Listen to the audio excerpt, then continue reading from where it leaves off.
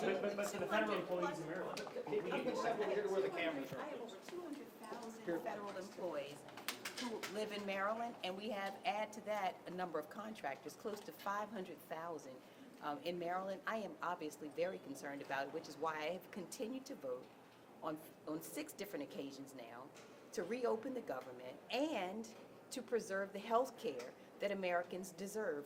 It is not either or, it is both. That we have to keep the government open. This is causing catastrophic challenges for people, and we need to reopen the What government. about the remarks but at from what Senator point- Schumer yesterday? He says the longer this goes on, then it's good for the Democrats. Was that a misstep by the senator?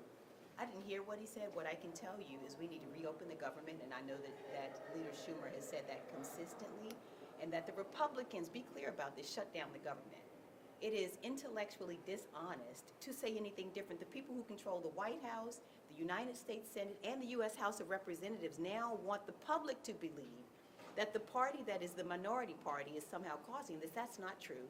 We have consistently said that we believe that Republicans should not only keep the government open, but should also make sure that Americans can afford their health care. This is not a challenging concept. But the idea At that what, it sounds like a at what point do you start to change your vote and just hold off for the Republican promise that there'll be a negotiation on the Affordable Care Act subsidies once the government reopens and federal employees in Maryland and other states are Again, I've paid? been voting, and we have to come together. There has to be some negotiation.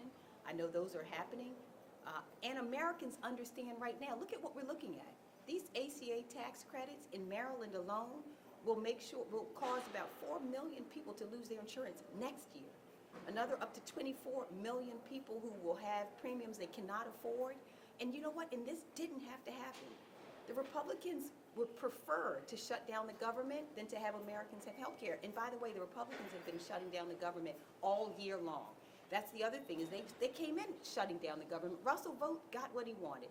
He said he wanted federal employees to feel so traumatized that they would not even want to come to work. So he's targeted these employees. It's been shameless, it's been callous, and it needs to end. Thank you. Thank you. Senator.